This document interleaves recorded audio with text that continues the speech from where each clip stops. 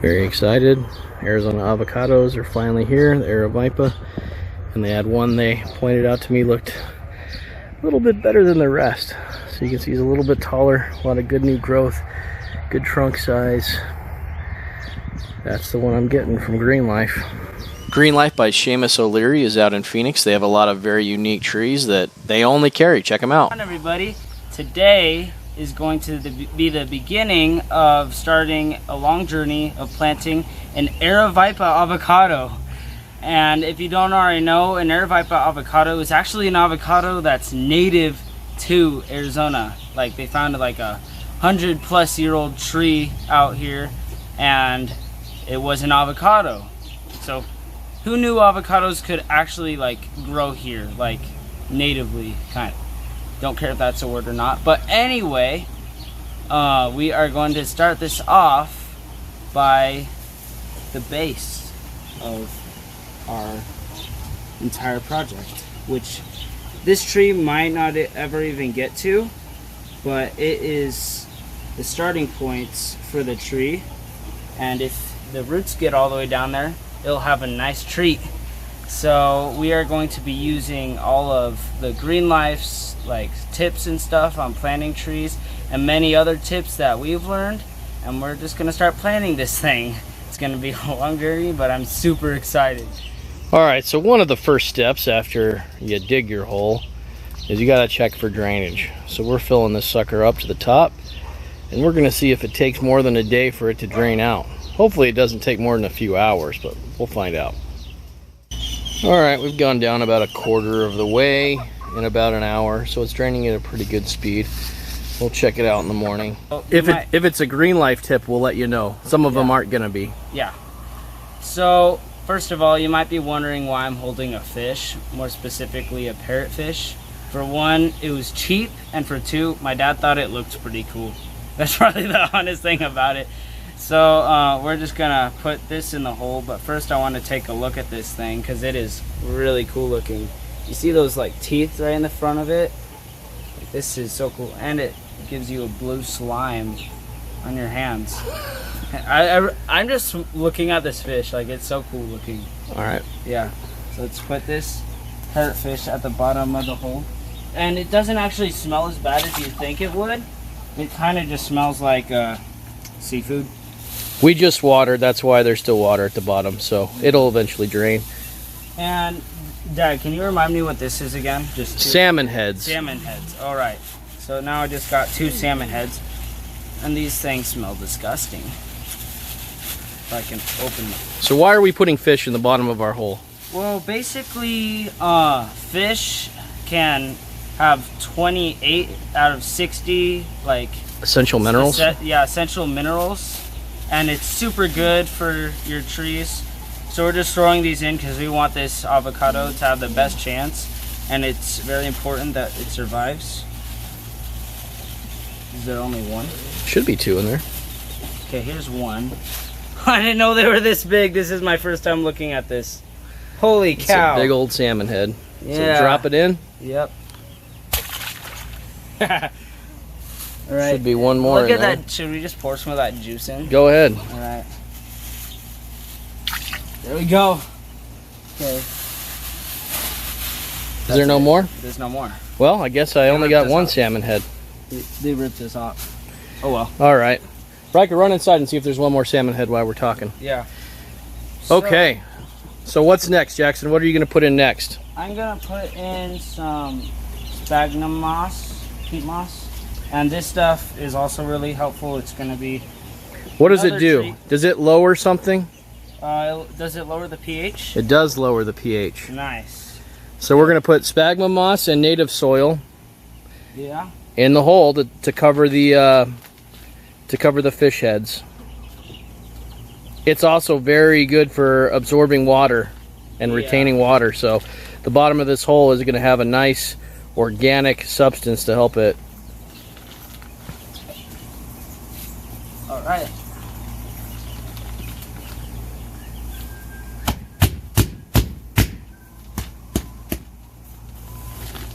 Doesn't really want to come out.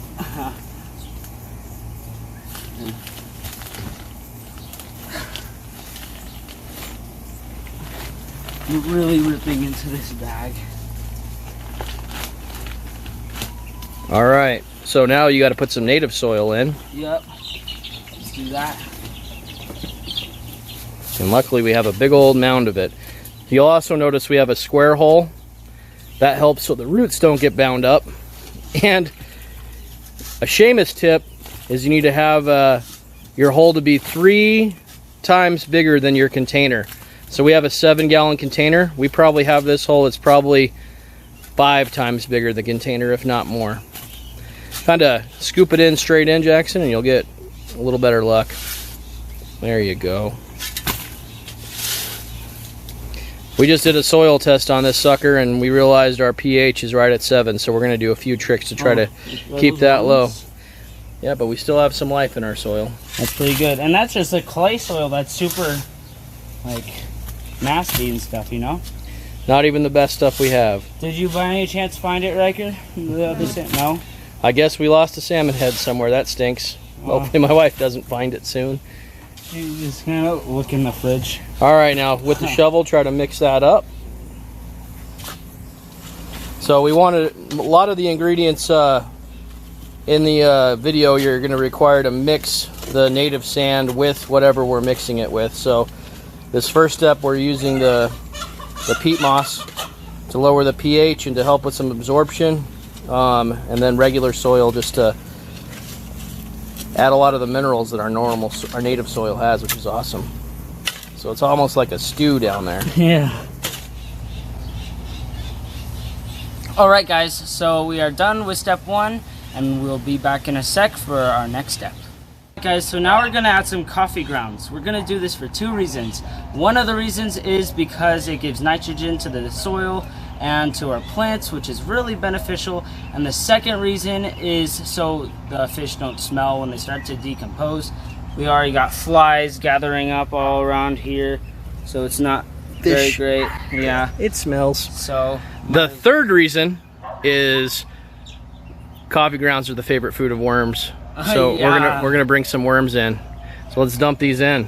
All right. Where'd you get these, Jackson? Oh yeah, we got these at our local coffee store. So you could, if you wanted to get some coffee grounds for yourself, just go to like Starbucks or any other coffee store near you, and ask if they have coffee grounds and if they're free.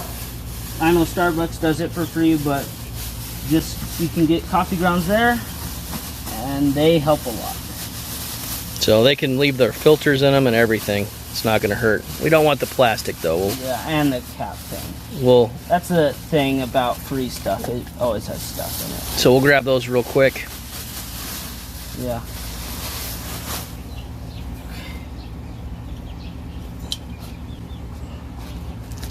Okay, we got another Home Depot bucket of coffee grounds.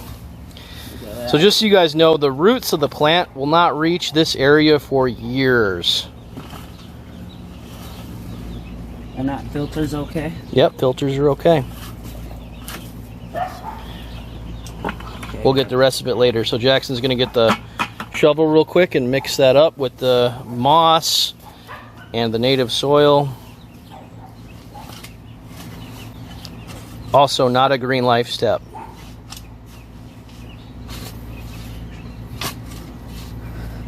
We want to get this mixed in real good though, because then all the different levels will have it, and it'll encourage the earthworms to come over here and pig out and give us some natural earthworm castings.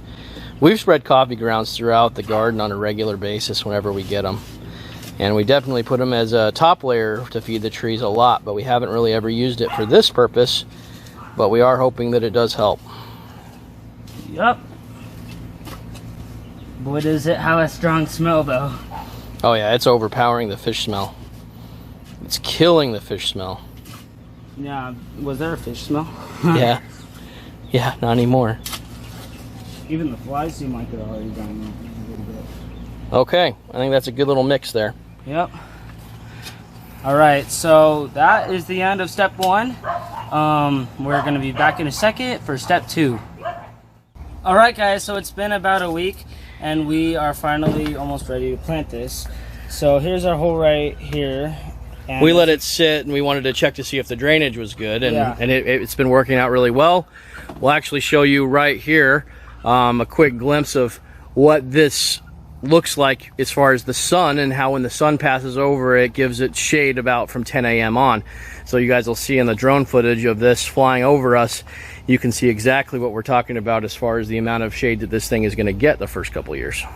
So all right, so what we are going to be adding to this to make it even better is some nitrogen, because we've realized that our soil doesn't even have much nitrogen. So we have some blood meal right here, and that's going to be used for nitrogen. Very good stuff. And then we also so go ahead, let's sprinkle it in. Oh, yeah. Sprinkle it down in there. We're doing it in real time.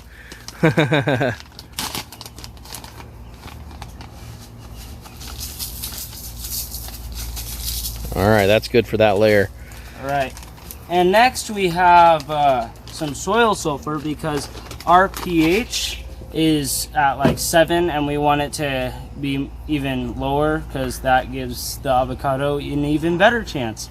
So I'm gonna put. If you don't have the right pH, you can't absorb any of the nutrients. Nope, so this is going to go on the bottom of the hole, because this soil is going to be harder to change over time, and we're going to let, as the roots grow into it, we're hoping that they have a better pH. So we're going to just sprinkle a little bit, not crazy amounts of that in there. Yeah, I probably just do it by hand. Getting that in there, just so when these roots actually start developing, they're gonna be okay. We use this stuff for our. All right, that's bloody. Too, right? Yeah, that's good. So this usually we put on the topsoil as an application a couple times a year, and our pH is at 7, so we're gonna give it a shot on the bottom. Okay, so next we also have some microrizie, and in this specific one, there's actually 5 different types of microrizie organisms in here. And microrizie is just a beneficial fungus that will really help the plant do better. And the simplest explanation for microrizie is it increases the amount of roots you have. It's not actually roots for your tree, but the fungi spreads out. It collects things from the soil and carbon, and it feeds that sugars and other things to your tree. They have a symbiotic relationship. Won't roots actually connect with microrizie? Yep, they'll connect. Yep. It's very good stuff. Yeah.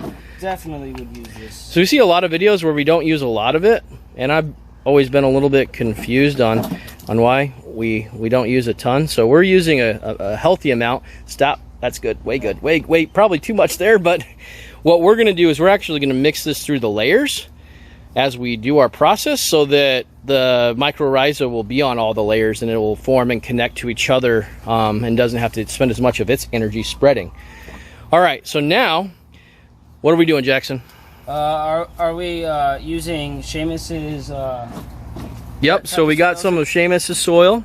Yeah, Seamus's soil and just some native dirt, and we're gonna mix it together, right? Yep. So this is the soil. You can pick it up at Green Life. It is a good draining soil. We've used it on several of our plants and had pretty good results. So we do endorse it. It has lava rock. It's a lot of broken down organic matter, just a good organic thing to mix with our native soil. So we've already shoveled this in. We're gonna pour one of these in. We're doing a 50-50 ratio. It's actually starting to rain on us, which is awesome. Arizona gets no rain. So yeah, no rain, so this is perfect. So we're gonna do this real quick. I'm gonna pause it, and we'll show you after we got it mixed in.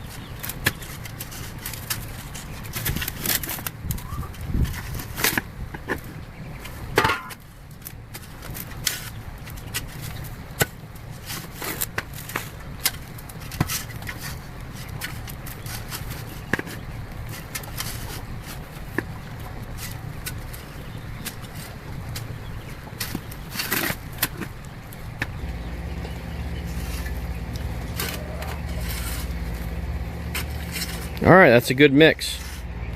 All right, so we're gonna add some AZomite rock dust so it can trace some more minerals. Get some trace minerals. That's cool. Add it in. It's good. It's good. Right. We're gonna trace those minerals. Make sure all the minerals are traced. So it's A to Z minerals, AZomite, easy to remember. We have a lot of these trace minerals in our soil, but we don't have them all. So this is one of the things that's recommended on Green Life. So about a pound or a shovel scoop per barrel. We're putting about a half a bag in, so that should be good for us. All right. Because we'll do the same process again, nice and dusty. Yeah, this is basically dust. What else are you putting in? Right, so I'm gonna add some more microrizie and some blood meal. All right, let's do it. Yeah.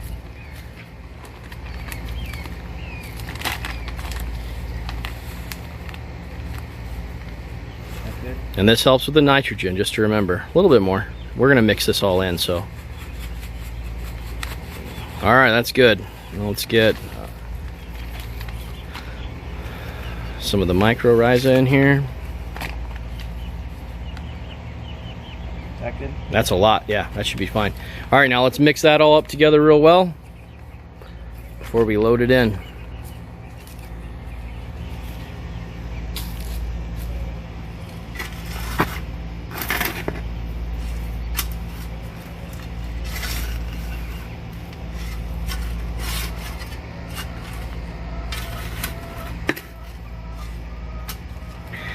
And you're just gonna repeat these steps depending on how big your hole is and how much area you need to fill in, okay? So if we need to do this one more time or two more times, depending, because our hole's pretty big, then we'll do that.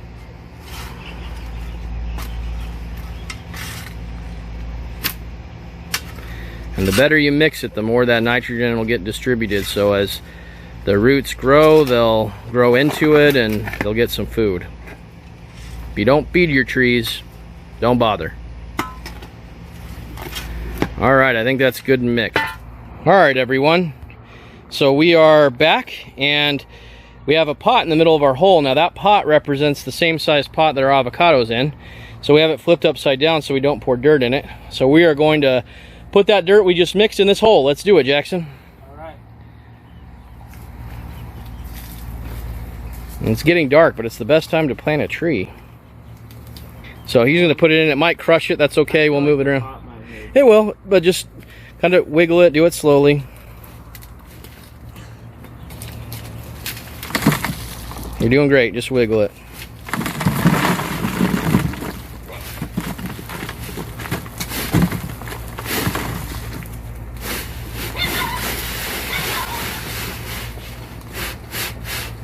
That's where we didn't mix it as good down there. It's all right.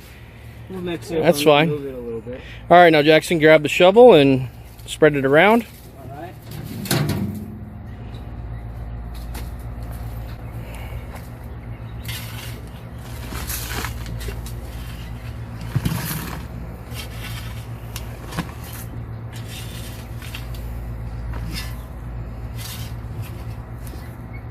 I don't think that's enough. It's not, so we're gonna need to do at least one more batch. So we'll mix that up and we'll be right back. All right, guys, so we're in July. It's hot, it's humid, it's been raining a little bit. You guys can see the sweat. So we're trying to get this done. It's the worst time to plant avocados. Best times in the fall. We probably said that already, but we're gonna do it. So avocados have a very sensitive root system. So normally I would consider cutting it, but this thing is pretty loose in the pot. It's ready to be up potted. The roots are nice and tight, so I'm gonna try really hard not to hurt the roots. Because we had the hole made with that pot, we've checked to make sure that the size is correct, and if anything with an avocado, we want it to sit slightly above grade, and we'll mound it slightly. The ground will always settle. If it doesn't settle, having it on a slight mound is actually good for avocados. If you guys have watched Self-Sufficient Me and their avocado video, they actually plant all of their avocados on a mound, because once the taproot hits the clay soil over there, it dies. I don't think our clay soil is as dense as theirs. So what I'm going to do is I'm going to grab the avocado by the base and I'm going to slowly pull her out. So as you can see, most of this pot did not have roots in it. So this thing has not gone down. What I am going to do though is put this down, and because this is the soil that this thing is used to, I'm going to put that soil in. Okay? And I'm going to break it up just a little bit. So whatever it was grown in, that medium, I'm sure it's used to that, so we'll let it venture its roots down into that. Now I'm going to carefully place the avocado in the hole, And that's the orientation I have it. We've had it inside. That's why it looks so bad. It's not supposed to be like that. So now I'm gonna give it back to the boy and let him bury it in. All right. He likes to do it by hand. He likes it level too, so. Yeah, level's always good.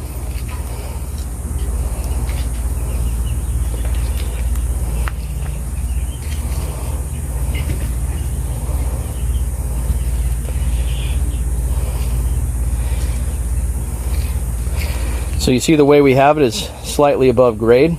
So when it settles, it's going to go flat and on the ground instead of sinking below the ground and having water to kill all the roots. So that's why it's just more above than below. Yep. We are going to fill this in. So unfortunately Jackson is going to be going to California for a month, so we had to do this really quick.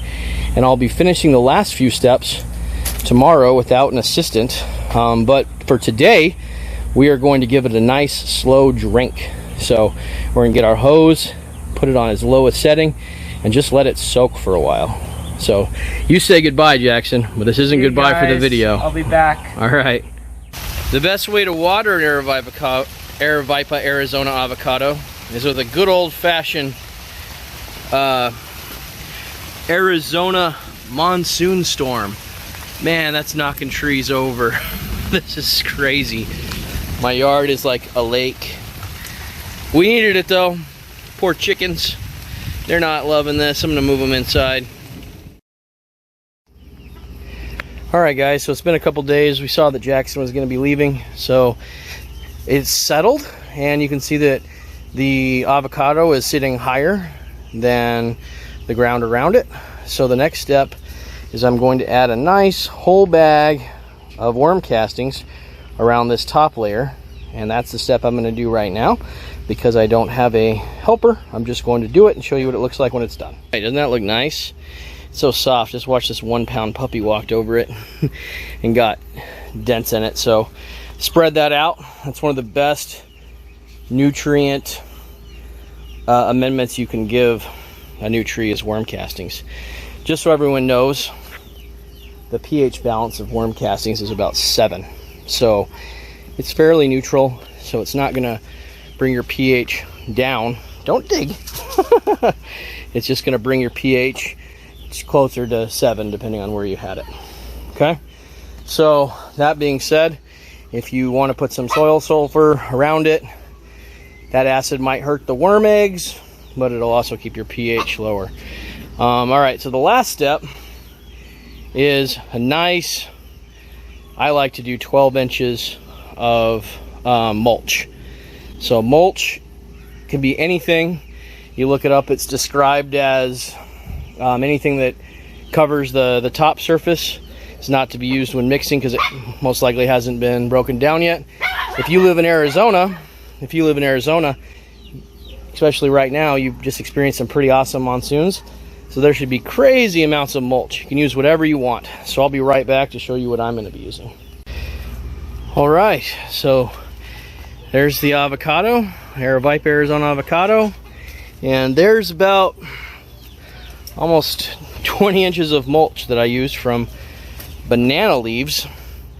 Once these break down a little bit more and they get lower, I'm going to use grass clippings, additional wood chips, basically anything that's been broken down already for a while that will help the soil stay moist and cool. That's the goal, at least. So pretty awesome. I'm happy with this. I've wanted this plant for a long time. We may be moving soon, so that would be a bummer to finally get it and have to start all over again, but we will see if that's in the cards. If anyone's interested in a food forest house, let me know. This is where I got the banana leaves from the monsoon. We had banana geddon where the bananas were all toppled over, so I cut them off. If you want to see that video, look for it in my channel. It's what happens when a banana tree falls down, but it's really cool. Like always, thanks for watching. Hopefully you took this as an extreme example on how to plant a tree, especially an avocado tree. And hopefully this guy does really well with all the extra things we did. You don't need to do all the things that I did. I was just kind of having fun with it. Kind of a extreme way to plant a tree with every little dumb trick that I've ever heard. And then some. So hopefully you guys enjoyed it. And we'll catch you on the next video. Thanks. Bye.